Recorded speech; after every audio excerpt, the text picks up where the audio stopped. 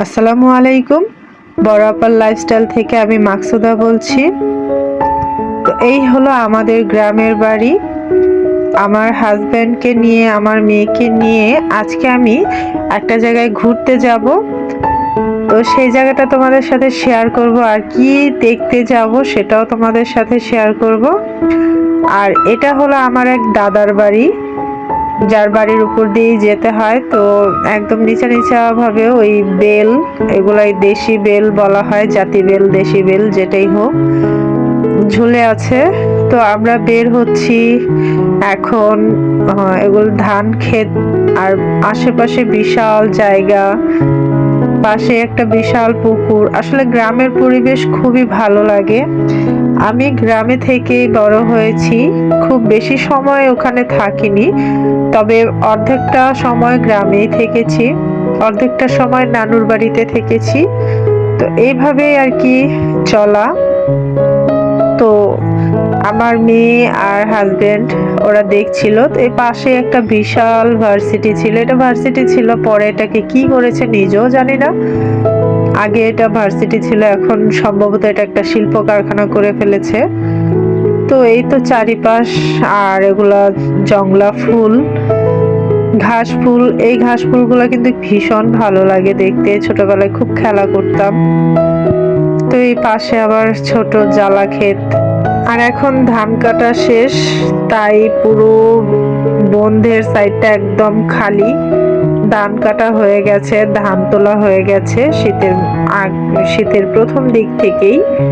তো ওই যে দূরে দেখা যাচ্ছে, ওগুলো হলো আখ ক্ষেত। তো আমাদের এখান থেকে হয়তো অনেক দূরে দেখা যাচ্ছে, কিন্তু খুব বেশি সময় লাগে না, হাঁটতে হাঁটতে প্রায় 10 মিনিট সময় লাগে ওই পাশটা যেতে।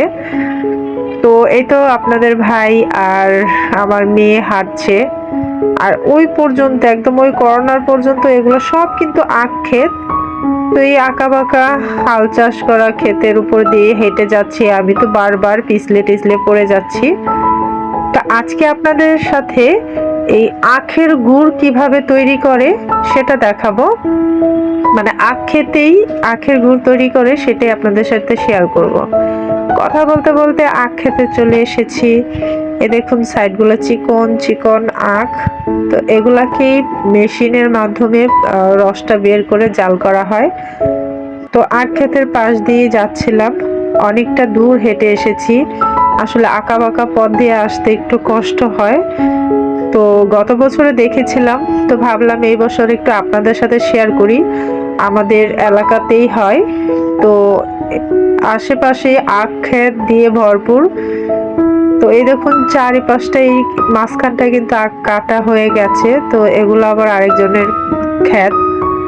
তো যাচ্ছি, আর আমার জামাই তো টিং টিং টিং টিং করে হেঁটেই যাচ্ছে, আমার মেয়েও টিং টিং করে হেঁটে যাচ্ছে।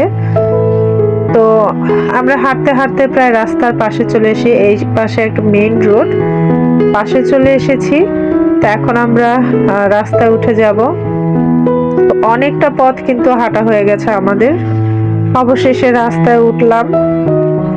এখন রাস্তা ধরে একটু সামনেই আখ জাল করা হচ্ছে আর কি, কারণ দূর থেকে দেখতে পেয়েছি ধোঁয়া উঠছে।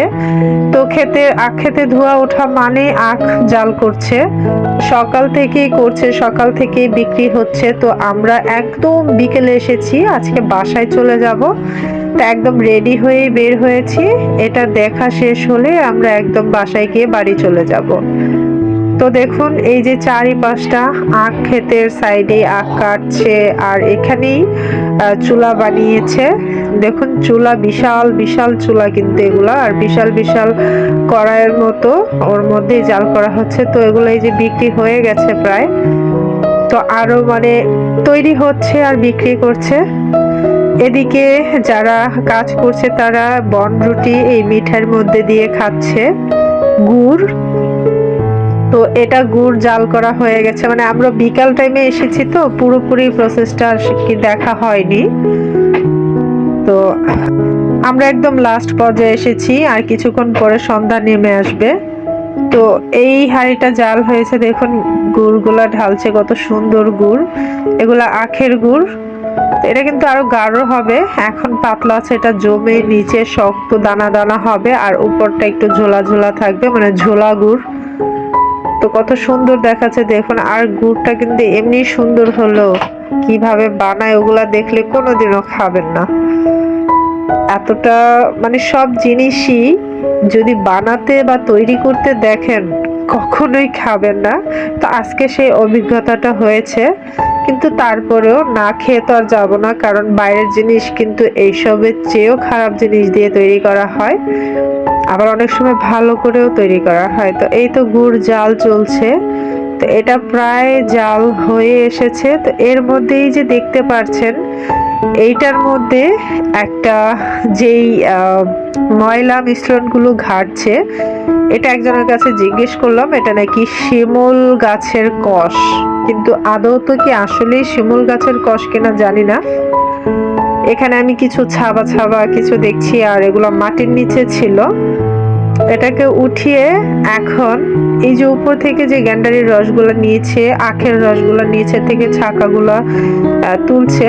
এই যে দেখুন এগুলা মেশিনে কিন্তু ছাকা করা হয়েছে, এগুলা দিয়ে জাল করা হচ্ছে, আবার লাকড়ি হিসেবে এগুলাই ব্যবহার করা হচ্ছে। আর এই দেখুন মেশিন, এই মেশিন দিয়ে কিন্তু গ্যান্ডারি বা আখ রসগুলা বের করা হয়েছে। তো অনেকক্ষণ ধরে দাঁড়িয়েছিলাম, হয়তো আমাদের জন্য এই ভাইটা ঢালছে না, কিন্তু এটা সবার সামনেই করে। তো এটা ছাড়া নাকি গুড়টা তৈরি হয় না, সাদা হয় না বা কালার হয় না। তো এই পুরো এক মানে এটা কি বলে কন্টিন যে ময়লা পদার্থটা ছিল ঢেলে দিয়েছে। আমাদের কাছে ময়লা লাগছে, কিন্তু আসলে এটাই নাকি গুড়ের ধরতে গেলে মেইন জিনিস। এটা না দিলে গুড় কখনোই কালার আসবে না, গুড়ের পরিষ্কার হবে না গুড়। তো এটা কি আসলে জানি না, একজনের কাছে জিজ্ঞেস করার পরে বলল যে এটা শিমুল গাছের কষ। যাই হোক, তারা তাদের মতো গুড় তৈরি করছে, কিন্তু এখন দেখতে এতটা নোংরার বাজে ছিল যে আমার গুড় খাওয়ার শখ মিটে গেছে। আমি আসলে গিয়েছিলাম যে একটু গুড় কিনে নিয়ে আসবো, কিন্তু দেখার পর আর রুচি টানলো না। আসলে এটাই নিয়ম, এটাই প্রসেস গুড় তৈরি করার। আমার পছন্দ অপছন্দে তো কিছু আসে যায় না। এখানে প্রতি বছর ছোটবেলা থেকেই দেখে আসছি এই আখের গুড় তৈরি করা হয়। তো এই যে দেখুন কিছুক্ষণ আগে যেই আখের গুড়টা ঢালা হয়েছিল, সেই আখের গুড়টা এগুলো এখানেই বিক্রি হয়ে যায়, প্রচুর ভিড় হয়, সারাদিন মানুষ আসে, কন্টেন নিয়ে ডিবা নিয়ে চলে আসে, গুড় তৈরি হয়, গুড় এখান থেকেই নিয়ে যায়। তা আমি ভেবেছিলাম যে এখান থেকে গুড় কিনে আনবো, কিন্তু আসলে নিজের চোখে দেখার পর আমার একটু ইতস্তত লাগছিল, তাই আমি আর আনিনি। কিন্তু আমি আনবো না বলে যে কেউ আনবে না ওরকম না, এখানে মানুষ শত শত মানুষ দাঁড়িয়ে থেকে দেখে তারপরে কিন্তু কিনে নিয়ে যাচ্ছে। আশেপাশে এলাকার মানুষরাও বেশি নেয়, দূর দূরান্ত থেকেও আসে, একদম দাঁড়িয়ে থেকে গুড় কিনে নিয়ে যায়, এখানে কোনো ভেজাল মেশানো হয় না। তো আরো একটা জায়গায় ওই যে সামনে ভিড় দেখা যাচ্ছে, আরো একটা জায়গায় কিন্তু গুড় তৈরি করা হচ্ছে, সেটা হয়তো আরেকজনের মানে আরেক মালিকের গুড়। তো সেখান থেকেও আমরা একটু দেখতে যাচ্ছিলাম, তো হঠাৎ করে চোখে পড়লো রাস্তার সাইডে দেখুন কত সুন্দর ফুল ফুটে আছে, জবা ফুল, এগুলা জংলি জবা ফুল। তো এগুলা জংলি মানে রাস্তার সাইডে হয়, আর এই দিকটাতে অনেক হয়, অনেক, মানে এই ফুলগুলা রাস্তার সাইডে বেশি হয়, আর এত সুন্দর লাগে, লাল লাল, সবুজের মাঝখানে লাল, খুবই ভালো লাগছিল। তা আমার মেয়ে দেখে বলছিল আমি কয়টা নিব, তো আমিও পেরে দিচ্ছিলাম, আমার কাছেও ভালো লাগে, আমি গেলেই আনি, তো নিয়ে নিচ্ছি। এগুলা থেকে আগে আমরা মধু খেতাম, এই ফুলের গোড়াটার মধ্যে খুব মিষ্টি মধু থাকে, মিষ্টি একটা রস থাকে, তো এটা আগে খেতাম, তো এখন আর খাই না, ছোটবেলা কিভাবে খেতাম জানি না। তো ছোটবেলা তো অনেক কাজই করে থাকি। তো এখানে চলে এসেছে, দেখুন কতটা ভিড়, ভ্যানের মধ্যে গুড় দেয়া হচ্ছে, এরকম বয়ম ভরে ভরে মানুষ গুড় নিয়ে যাচ্ছে, দূর দূরান্ত থেকে এসে এসে নিয়ে যাচ্ছে, দেখুন বয়ম নিয়ে এসেছে যার যার মতো করে গুড় নেয়ার জন্য। এই গুড়গুলা ঘরে রাখলে এক দুই দিনই এগুলা দানা হয়ে যাবে, আর উপরে হালকা ঝোলা থাকবে, ভিতরে দানা দানা হয়ে যাবে। তো সবাই কিন্তু গুড় নিতে এসেছে, দেখুন অনেক গুড়ে কিনে নিয়ে যাচ্ছে।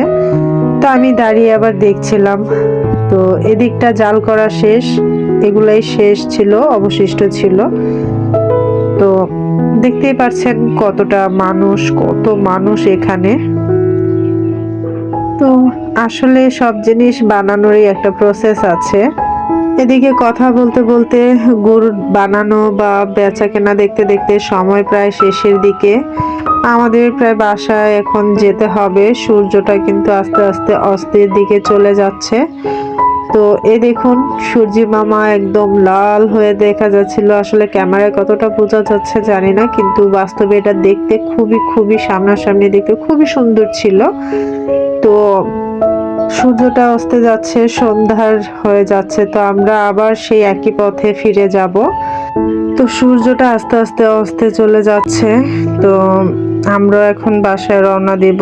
বাসায় গিয়ে সবকিছু গোছানোই আছে, গুছিয়ে রেখে এদিকে এসেছি।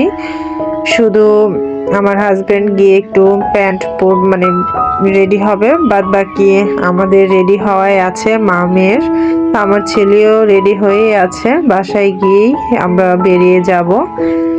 আজকের মতো এখানেই বিদায় নিচ্ছি। আপনাদের যদি ভিডিওটা ভালো লাগে অবশ্যই শেয়ার করে দেবেন, আর এরকম ভিডিও পেতে বড় আপা লাইফস্টাইলের সাথেই থাকবেন, আর আপনাদের ভালোবাসা অবিরাম আমাদের সাথেই রাখবেন। আল্লাহ হাফেজ, আসসালামু আলাইকুম।